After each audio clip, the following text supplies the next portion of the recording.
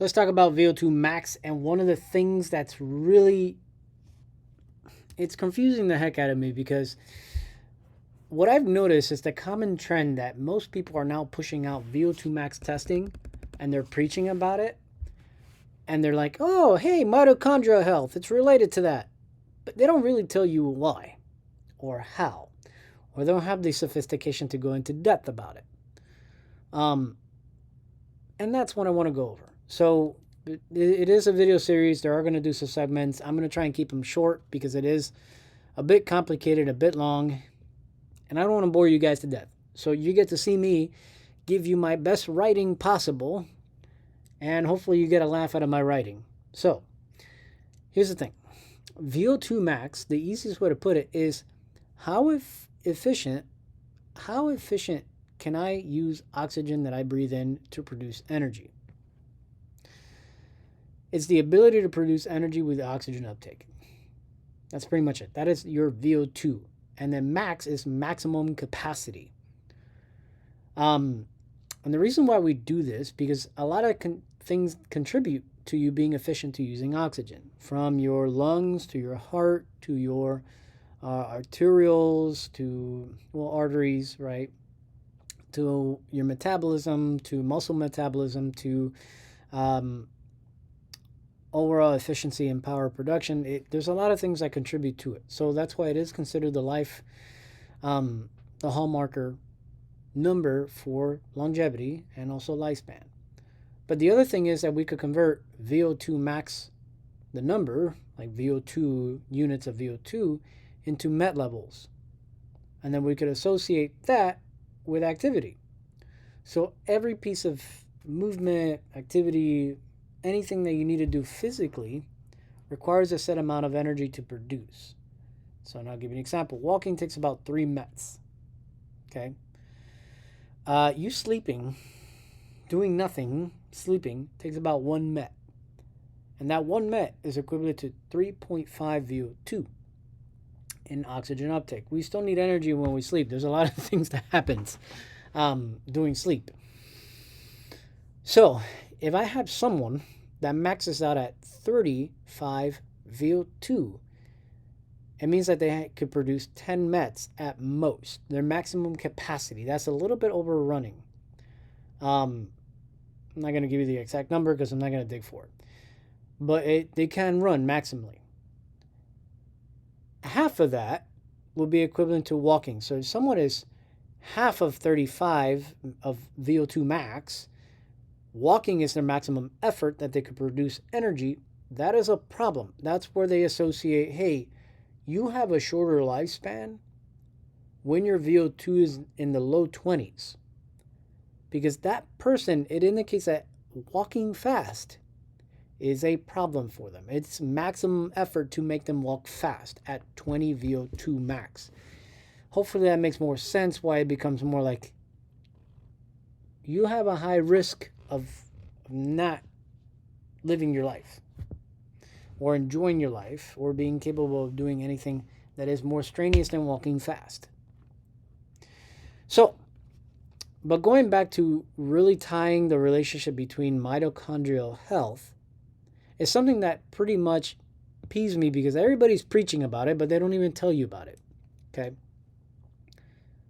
Plain and simple is that yes, there's a relationship between the two, but there's a lot of things that contribute to it. And that's the thing about VO2 max. There's a lot of things that contribute to it.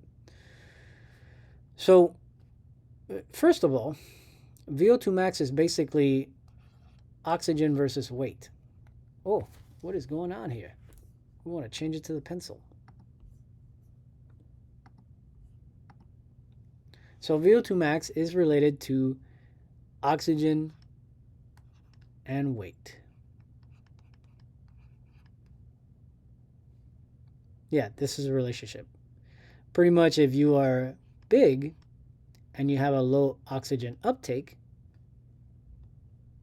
per milliliters, then your VO2 is going to be trash. But if we reverse it, and we say your VO2 uptake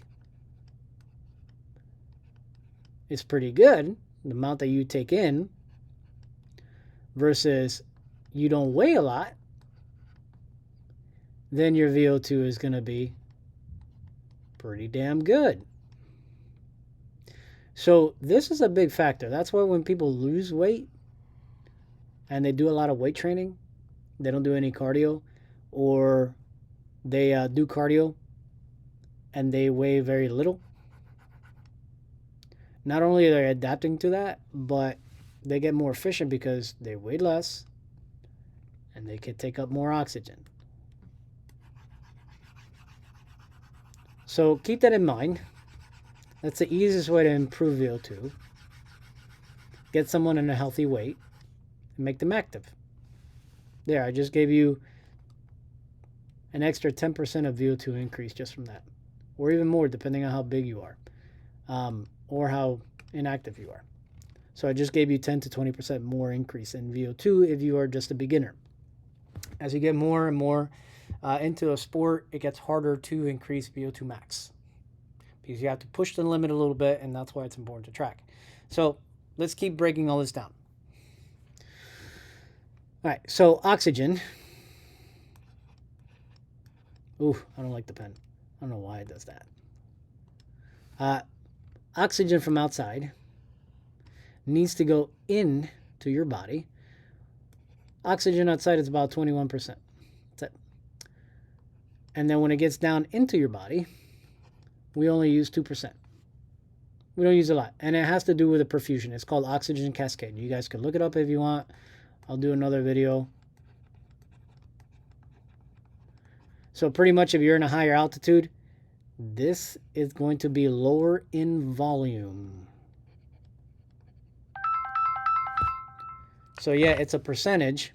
So meaning like, yeah, it's still 21% of that. But what happens when the overall is 90, is still 21%. I just threw out a random number. So it's going to be a lot lower if you get the point. So that means less oxygen to take in. Really something to consider when you're in higher altitudes. Which, a little tidbit, that's why people that train in higher altitudes do better in lower altitudes when it comes to racing. We adapt to that lower. Our body is built to adapt to whatever we demand it to adapt. And that's a whole nother topic later on. But yeah, it goes into your body. It goes into your lungs. Right? You have your alveoli, it exchanges. And then, of course, it goes into your heart, right here in this little guy, this little box. So from the lungs to the heart, then back out into your arteries. Okay? Everything from here changes. So oxygen uptake, the amount of volume when you start exercising goes up, that you're able to inhale. That makes a big difference, the amount that you're able to. Your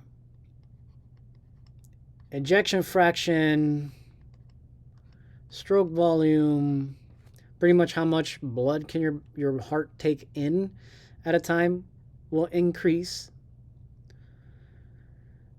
Your heart rate gets better. It gets lower, but it becomes more of a sinus rhythm. I can't spell this. I'm not even going to try. Sinus rhythm gets a lot better, right? So then your whole cardiac output goes out.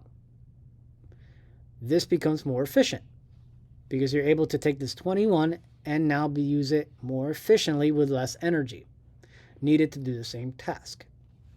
Okay. We're going to erase this piece now. Actually, yeah, that's even better. Nope.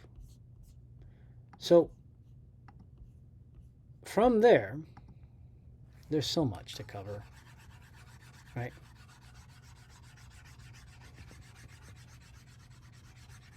hopefully I'm entertaining you guys. Right. So from there,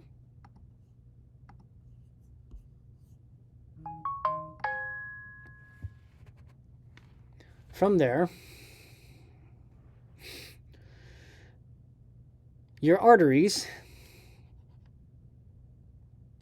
systolic,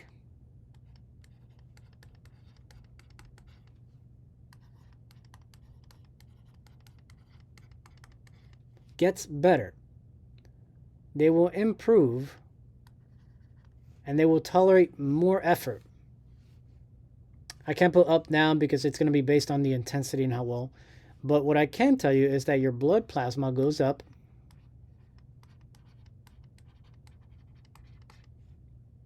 Right? The viscosity goes down of your blood.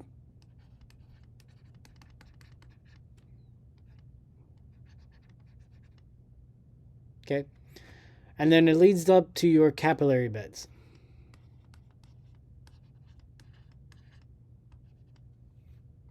Which the density goes up.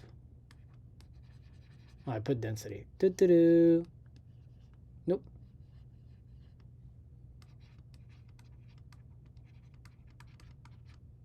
Okay. So all this makes that O2 uptake more efficient.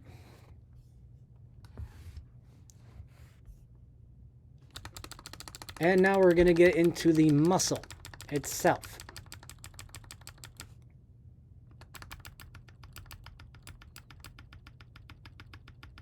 Oh man, this is just interesting stuff.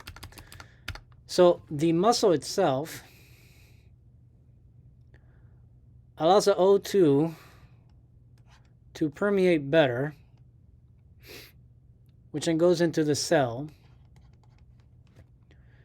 And then in general, the cell will increase the amount as you get more in shape and better. Mitochondria size changes, gets bigger, and mitochondria density gets bigger. Like there's more. So in this case, the amount of energy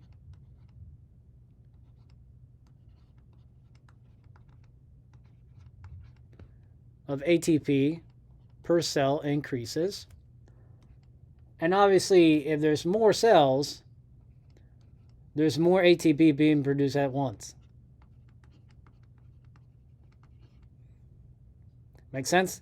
So this is how it's closely related to your VO2 max. And this is in response to your training or daily activity or whatever. All of this is in relations to what you are doing activity-wise. If you're a runner, you will see more mitochondrial density in general. Regardless if it's fast twitch, slow twitch, you will see more mitochondrial density increase. Oh man, this thing does not like me. If you're more of a strength coach, or strength train athlete or power athlete, the size of the mitochondria will be bigger. More power, bigger. So, and it's regardless of slow twitch and fast twitch. Slow twitch, you get a little bit more of the other versus the fast twitch, you get a little bit more of the size. But once that happens, then the next factor becomes the metabolic exchange.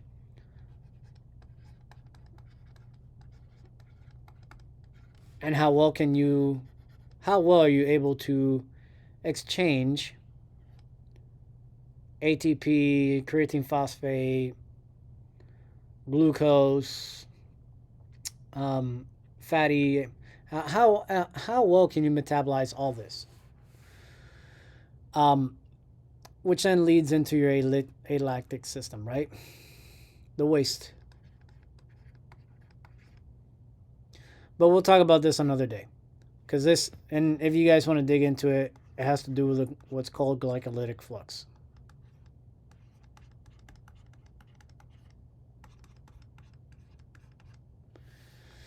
But regardless, with this, after that 2% that we utilize,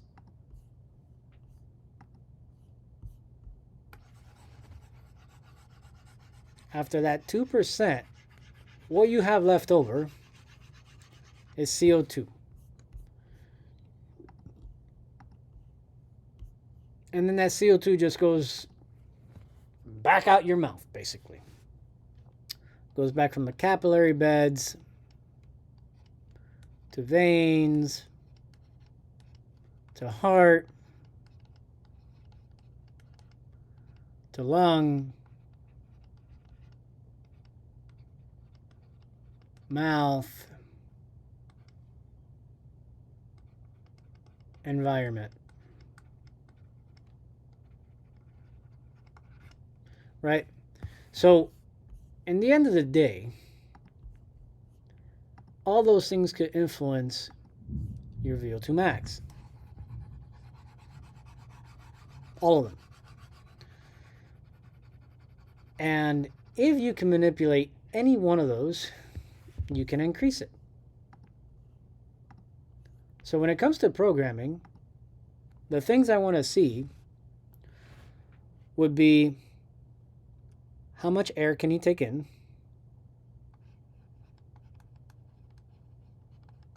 Your breath, O2 versus CO2, tolerance, obviously.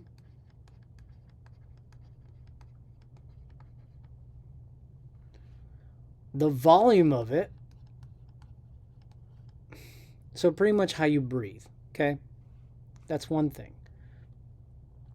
The type of training,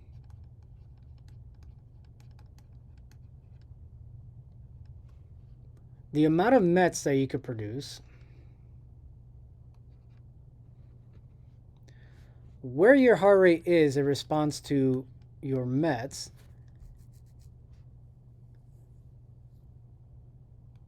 BP in response to your METs, and that's pretty much what I want to see.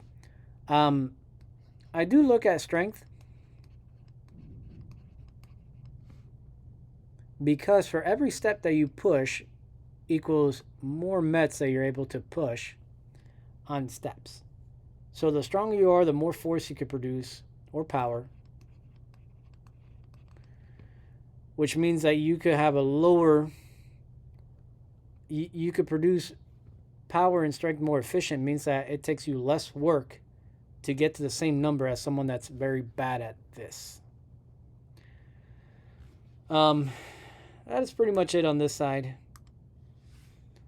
There's one that I got to do for health professionals, which is risk assessments, which is super important, especially nowadays that people are just throwing out VO2 testing like it's candy. Back in the day, there was no mainstream for VO2 max. It wasn't so popular. Like, this is not something new. This has been going on since like 1950s. It's not a new way of testing this. It's a very old way of testing.